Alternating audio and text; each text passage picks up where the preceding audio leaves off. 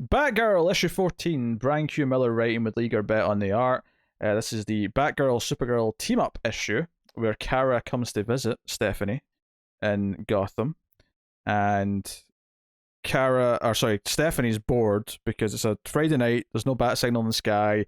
Barbara's doing Birds of Prey stuff, and everything else is going on. So there's nothing for her to do. She's playing Scrabble with her mother. That's a depressing night for a college student. And in fact, we know she's not like a party animal. That's just not who she is. She makes a couple of references to that. That's fine, but Scrabble with your mum is still like pretty. Even for not party animal people, that's still pretty down there. So Steph and Kara hang out, and she takes her to campus. There's a little tease at the start, of course, of what the issue is going to be, and we'll come back to that. But they're with a black and white Dracula from an old Dracula movie. Now, you know how I always say this book is like Batgirl as if Buffy was Batgirl? Mm-hmm. Joe, as soon as I saw that on, like, I think it was on the cover even, I was like, God damn it, I'm not hearing the end of it this time. Well, the funny thing about it is that not only have you got the idea of vampires, technically, and that they're kind of also staking the vampires. Again, technically. Because it's not really a wooden stake, but the visual is still the same. They are staking vampires. Yeah. Even the premise where, some science project goes amok and, like, basically creates them out of a film in a theater felt like a really sort of like a C-level Buffy episode plot. I'm thinking of the episode where like Buffy and Riley have sex so much that they awaken spirits. There's something like that. God, why would you remind me of all the shitty episodes? It feels like that type of premise, but this is more fun than that because I love this issue. I just want to be that clear. This is it was a great issue. But what is it with you today and reminding me of shit things that are just going to annoy me? Because just Riley in general. Riley's a misunderstood hero. That's I can't even say you couldn't back that up if you tried. I actually did a tier list of Buffy characters that you can find on the YouTube channel, Malefuzz TV. And I'm pretty sure Riley might have been the only character in the F section. I'm sure there's others that belong in there with him. No, that's what the E section's for. For the F section, there's just Riley. But yeah, so Kara comes to visit, and Steph's like, yeah, let's go. And there's so much delightful dialogue and banter in this. Kara's still relatively new to Earth here. So she's kind of excited about a lot of things. To the point where she's joking about her, or not even joking, she's like, hey, we should go do college thing. Let's go to a keg party, have pillow fights. And Steph's like, what college movies have you been watching exactly? She goes, all of them. Yeah. And I think that's actually a neat point, because I think the pillow fight is referenced in the early, the opening cold open, where it's like, the pillow fight doesn't sound so bad now, and you're like, what is the context for this? Yeah, and it's like, this is where it comes up. And you're like, okay. There's actually and we get the college student character whose experiment's going to lead to all the things, because they go to watch this Dracula movie that's been converted to 3D, which is very of the time, because this would have came out in 2010, which would have been the year after Avatar came out, where like Clash of the Titans and some other movies were getting converted to 3D. This was very topical. Yeah, this was late 2010. This was exactly then. Yeah. Very, very topical. There's actually some wonderful things here. I love that 24 Draculas are created because there's 24 frames per second in film. And I'm like, Brian Q. Miller, you beautiful bastard, you know your stuff. I love you. I love it. Yeah. He knows the basics.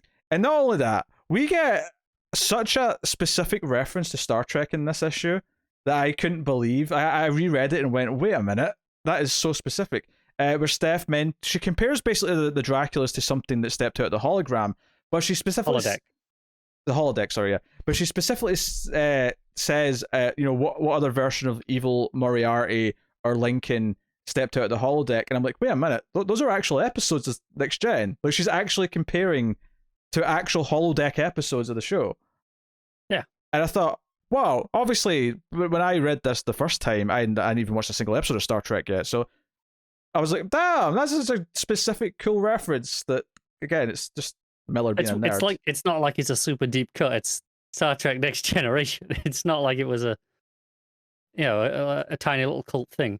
Well, no, but I think it's a relatively deep cut in that I don't think this is something where if you've not watched Next Gen, you'll get this reference. I mean, you might get holodeck, but the specifics of Moriarty and evil linking. No, I agree. Like I think in principle the core overview of it. Oh, yeah, barging into running, something that escaped from the holodeck. That's even with just passing knowledge, you get that much. I think the specifics are obviously being specific episodes are.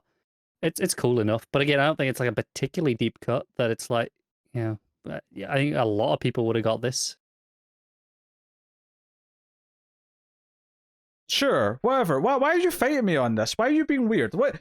It just didn't feel like that weird. It didn't feel like I that enjoy the reference, so you had to explain for a minute why it's not even that cool a reference. What?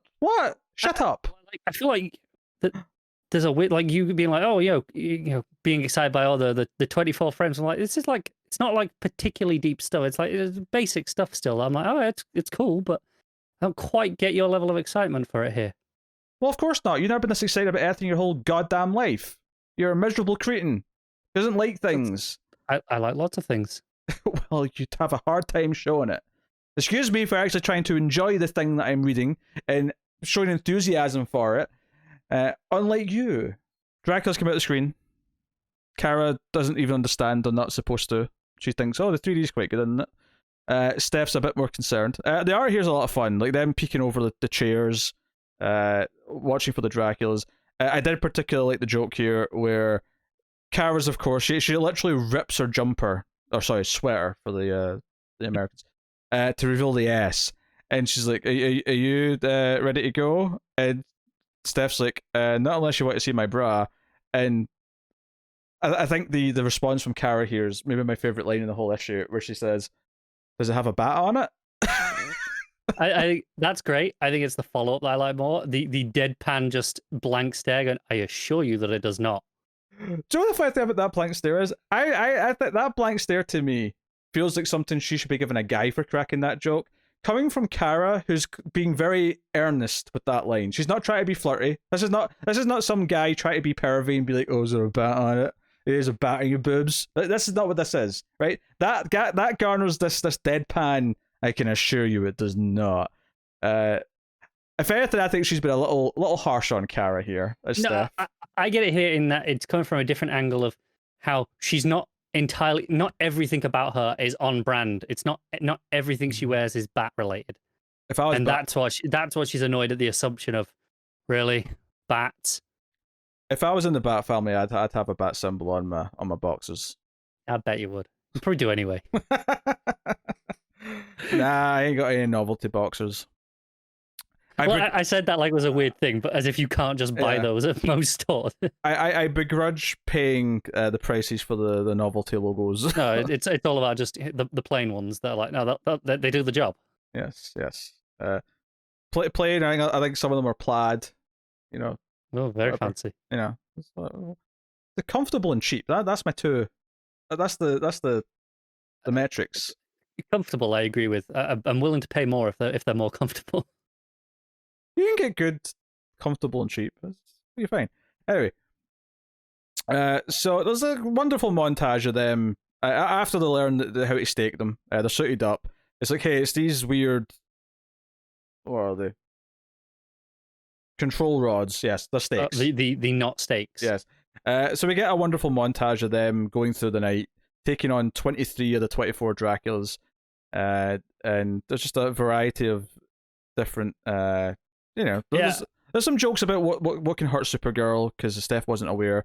And there's a 2-page layout of like various things of them taking them on in a photo booth and then having photos by the end of it. Chasing a Dracula in a Segway is one of them. The only thing that annoyed me about this page is why were the Draculas out of order here? Like up till that point, we'd gone through like in order. Like it was like 2, 3, and 4 on the previous page, and it's like all of a sudden, the first one on this is like Dracula 23. I'm like, why not just go through them in the order I'm going to read them? I get it. It creates a general feeling of just like, okay, that, and then just that's what makes it feel like a montage. I feel like it would still feel like a montage, even if you show them in order. No, because this really gave me the vibe of like music playing as we're having all these hijinks happening around. No, the order to me makes some sense here. Fair enough. makes some sense here. But then of course we get to number 24, and this is the one that was the start of the issue. Sneaks up behind them. Of course they quickly just flip around them and stake them together. They do a nice like unison staking of this Dracula, because they couldn't decide who should be able to do it. So they hang out a little bit more. Carrie goes home, but they agree to keep being friends and that they'll call each other if they need each other. They do a little pinky swear. I quite like this dialogue where Supergirl says BFF, and Steph says, only because you didn't say it plural, and Kara says, it already is plural. And Steph's like, please don't leave. Yeah. She's right, though, because the first F is already plural, right? Yes, best friends forever. Yeah. But I get the point where usually it is written as BFF, whereas that would be incorrect. I thought you muted there for the last letter, so you sound like you just said BFF, completely negating your entire point. Damn it! I got nothing to say for that. That's just annoying. And yeah, so that's it. Kara flies home. End of issue. Delightful little adventure, playing to my taste for multiple reasons. Obviously, the Buffy comparisons are there, but even just the idea of like, I'm going to see an old horror movie with Dracula in it, and then having to fight Bela Lugosi duplicates that are running around. Who I do also like that they're on like a loop. They're just saying the same dialogue over and over about being alone. It's like, I am so alone and tortured. Yeah, kind of thing. Doomed. I think these days. Yeah, doomed. Yeah, I see that a lot. So, a really fun issue. Yeah, so it's a great standalone issue. And so some of the best issues of this run actually are. Yeah, they are, and it's really nice to have Garbett back on solitary art duties. Like don't run, Perez has been solid, but I think this book has shined best when it's had Garbett taking it for himself. Yeah, it doesn't do any of the there's none of the detective stuff. There's none of the other relationships that are going on or ongoing plots. This is purely just their team up with the wonderful banter and the sense of humor that this book has. As that, it's very good. But of course, I mean, Connor probably would think it belongs in a Supergirl book, but whatever. That is just completely untrue. You know it. Supergirl had a book at this point. Yes, she did. And if this... See, I win! Connor forfeits, I win! Connor forfeits. If this had been in the Supergirl book, I would have enjoyed it just as much, and it would be equally valid. Because they both have books, so it's fine.